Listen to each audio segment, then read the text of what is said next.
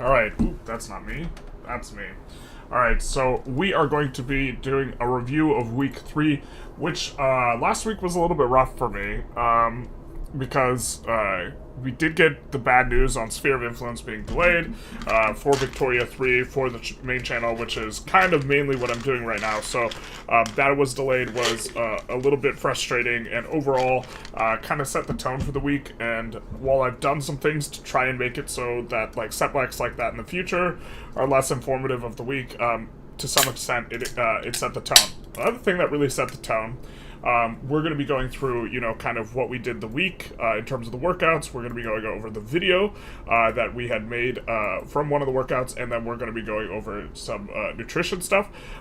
But one of the things that was also really a big deal in terms of you know, slowing us down is the inflammation that's accumulating from the walking.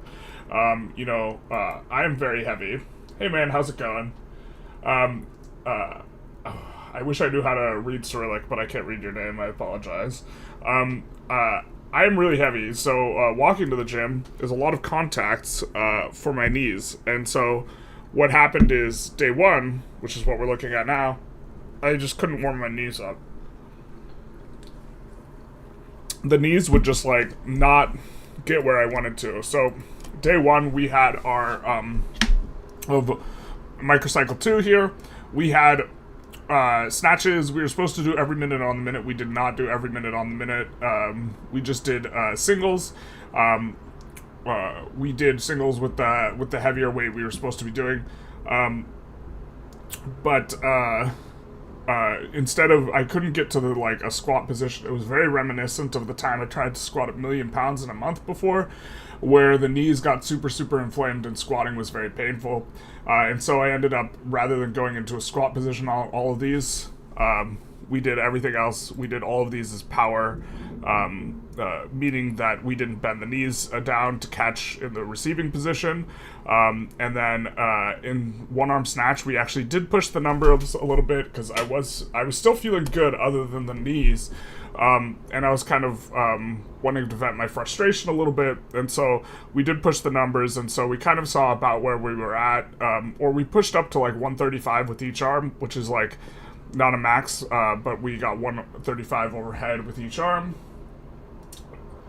You're still the only guy to say this week's training was rough. You see Spheres of Influence was delayed? Yeah, basically. I mean, like, it was kind of not the most productive week for me. I let it get a hold of me more than I should have. And I think largely what I'm doing these videos for is for accountability, and so, like, I have to say the things. We did the pulls. Instead of doing pulls, we did shrugs. So we should put that here. Pulls and shrugs instead of pulls. But very much the entire point of, like, this workout was my knees were on fire, and I think it's from the walking, because when you weigh over 300 pounds, making all those contacts from walking, especially when you're not used to it, is a little bit rough. We definitely skipped the jumping, which was like, would have just like set the knees off completely. I mean, we could have gone down into the squat position. We could have super forced it, but and maybe we should have, because that's what we did when we were doing the million pounds of squat in a week before, but I just didn't do it. Okay, so what ended up happening is, instead of working this on a Wednesday, we pushed this to Friday. And this was our workout we did a video on, which was our squat day. So,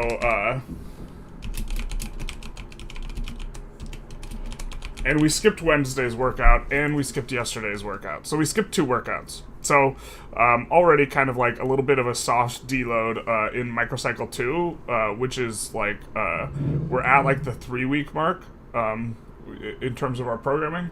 And so, but also we're just coming back to the gym, so I'm not too concerned. We did 87% of the listed percentages on all of these lifts. And this day was our squat day, squat, bench, bed press, and a whole bunch of accessories. We were a little bit pressed for time, so we didn't get through all of the accessories, but we did all of the main and important lifts, and this is the one where we have the video on. I'm not doing the audio because I don't want to get copyright struck for music that might be in the background, get bopped the second time. But we started off with the bed press here, and something I was very confused by this. And we'll see in just a minute that I misloaded the bar, and so it's 5 pounds heavier on the left side from our perspective than on the right side, which is why I can't get the hand to properly grip, or why, like, even if I get the hand in the center, it feels like offloaded. And so this is something that I should be more careful about, because I think that misloading a bar, so I've hurt my shoulder before because I misloaded the bar on a one-arm lift. I think it's probably like your chance of injury when you misload a bar on is like so much higher on a one-arm lift. And here I'm just saying, yo dogs, I misloaded the bar, my bad, which it wasn't the grip. So then we do a pair, we do a double with the left hand as well. Again, these numbers are, this is 87% of like the 70% or whatever we're supposed to do. So this is like fairly light, but we're also not super used to it. Still getting the form back. Technically, we should be using our other shoes, and so maybe we start getting back on that. The flat shoes, which I think are a little bit better for bed press. But okay. And then squats felt so hard.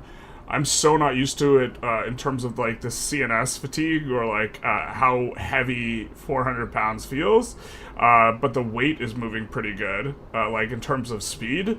So like just judging it by looking at it from the speed later, I was like, oh, okay, that's like, it just feels really, really, really heavy. Just, I'm psychologically not used to the weight. Yep, I even put that in there, but I can't spell, so the truth hurts. And then, you know, we are coming in here, and then we'll go back and take a look at the stuff we didn't show on video, because we didn't show everything on video. Here are the front squat holds, and I had to swap out the music for YouTube music, so this is YouTube's like music library music, because I got bopped.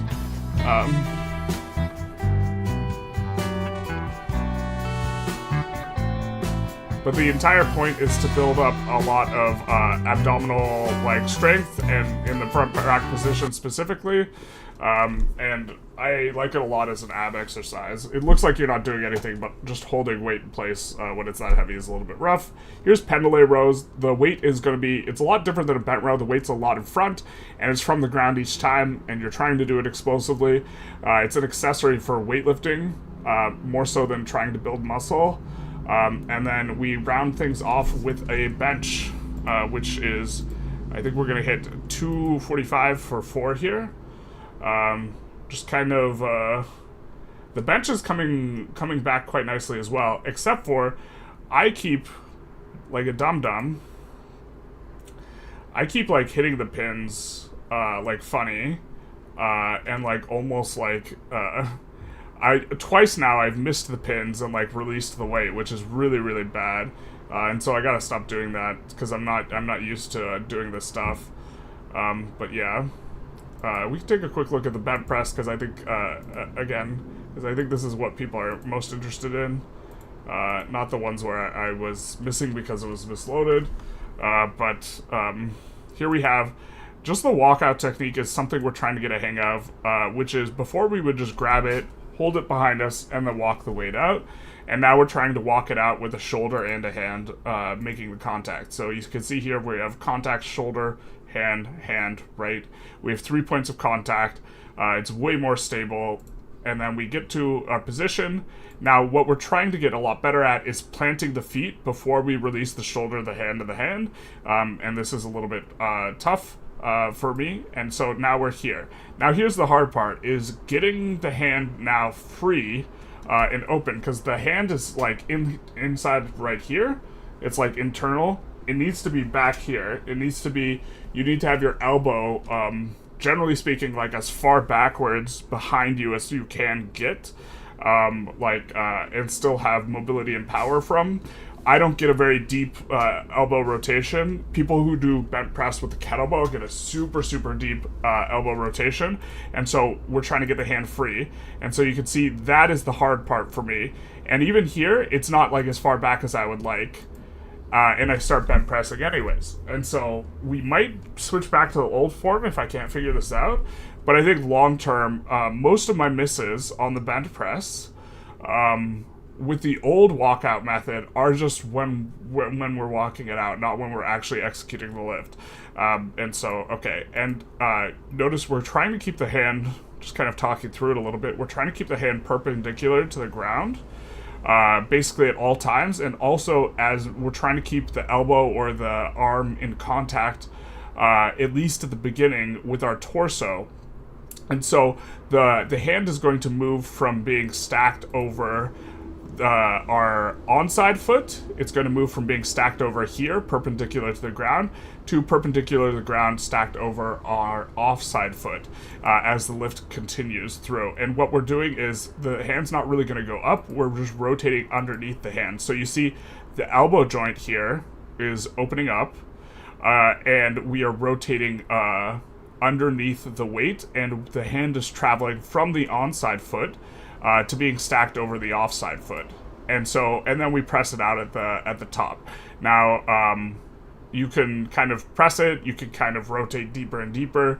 Normally we rotate a little bit deeper, but since the weight's so light, we just kind of press it out with like the amount of tension we're applying into the bar as the hand gets free from the torso. So remember we said you wanted it to be in contact with the torso. If it's really heavy, it stays in the contact with the torso longer, even as you're applying pressure into it. But if it's really light, it kind of gets free, and you can see here it gets free, the elbow gets free, and then we just like press it out very, very quickly because this is not a lot for us to press. And now we're stacked on over the offside foot. Now what we generally have started to do, or the type of technique we've done, is at this point we squat down at least slightly. Or even when the elbow's still bent, we squat down slightly because it allows you to drop the hand, and this allows you to extend the elbow a little bit better. But we drop the hips slightly and return back to center, which is a little bit more stable, and then we come up. So now back to the position. Again, the elbow's probably not as deeply rotated as we would like, but we just rotate away from the bar, keeping in contact. When it gets free, we will extend pretty quickly, and then we drop the hips, and this is kind of more the bottom position we're looking for after the hips are dropped, and then we just stand back up with it. Pretty straightforward. Well, actually, it's probably not very straightforward, but this is what we're doing. And then also, we're starting to track calories. Don't have a specific goal or macro we want to hit. Yesterday, when we were tracking calories, I was actually really concerned with how little protein we were intaking. For 3,000 calories, 170 protein is not that much. 3,000 calories is certainly enough for us to drop weight doing. And so there's that. But 170 grams of protein is probably not going to cut it. And I think what we're going to try and do is our body weight in kilos times 1.7 in grams of protein a day. And we've done our target body weight, but I think we're just going to do our own body weight, or like 10 pounds under our body weight, something like this, which works out to being around 240 grams of protein. And so by doing this, we can keep better track of our protein, also know how many calories we're getting. We don't have a target, but anytime you observe your calories, you just tend to eat less or more, whatever it is that you're is more in alignment with your goals. And so we're going to track this over time. The spreadsheet's not very well developed yet. We just have a few cells. We're going to have weekly average here. And we're going to track more of the weekly average, especially on the weight. Tracking weight day to day is just kind of silly. Or like putting a lot of emotional investment into day-to-day weight because of water weight fluctuation. But if you track an average over 7 days, then it's a lot more substantive generally. And by doing this, we can keep a better eye on stuff as well, especially because the calories might vary highly from day to day. We kind of this allows us to condense the information, and we can look at it from more macro perspective later.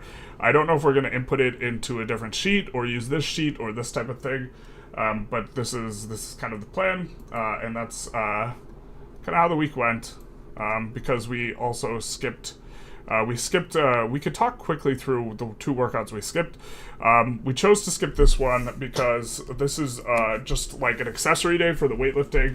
This is probably the least important day in our schedule, especially because we're doing 87.5% on a lot of things, and a lot of the weightlifting stuff doesn't work that well when it's on a low percentage. But also, if we can't get down into a squat position because of the knee pain and the inflammation, then it really doesn't make sense to be doing all this low position work. Maybe it was I think that the skip of this workout and then moving the Wednesday workout to Friday was smart. I think maybe Sunday workout skip was not. I think we should have done it, and then we should have kind of just done half the workout. I don't know, still managing the fatigue and managing the fatigue simultaneously while becoming a lot more acclimated to the level of volume we're doing. But we don't want to be super fatigued in the second microcycle here, especially the first week of the second microcycle. We want to be really fatigued at the end of the third microcycle. So around here in the program, I think you guys can see the sheets. We're in the second microcycle. Each microcycle is 2 weeks. So we have 6 weeks and then a deload, which is probably way too long. But we have a half deload in microcycle 2 because there's no Sunday workout this week. But this week we'll probably be recording, we might even record today's video. I think actually we'll just record the doubles for our weekly video we'll show next week and publish on next Sunday, on clean, jerk, and snatch, as well as one arm snatch here. We'll have some one arm snatch in there. Today's workout is going to be the front squat workout, and some getting low. Again, the knees feel a lot better right now, which is great. Because we don't want to have a bunch of knee pain. Also, we're not looking to full send maximal effort. We're working on other stuff as well. We don't need to squeeze every last bit of value out of getting stronger. But this is going to be today's workout, and then Friday will be deadlifts, and then no Sunday workout. Also, I know the week starts on Sunday, and this is formatted as if it doesn't start on Sunday. I recognize this, but this is what we're dealing with. And so, I know a lot of people are probably not watching live, but if you like the breakdowns of the bench press form especially, because I think that this is something that I know about, that it's difficult to find information on elsewhere, please let me know in this sort of thing.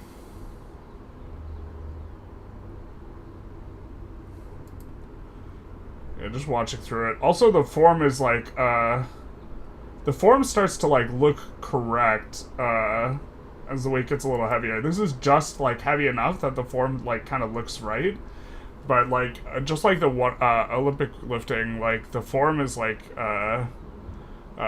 it's difficult to execute with the right form unless you're at a certain percentage of your maximal strength. Just it makes the lift look really weird.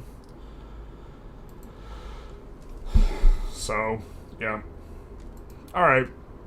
Well, I don't think there are any questions in chat, just because, people are coming in and kind of leaving because we're not playing Victoria 3 or anything like that. So, I think we're just going to conclude the stream without rating or anything like that. I hope you guys enjoyed. If you did, please feel free to like, comment, subscribe. Do the YouTube algorithm thing. And other than that, have a good one, everyone. Bye-bye now.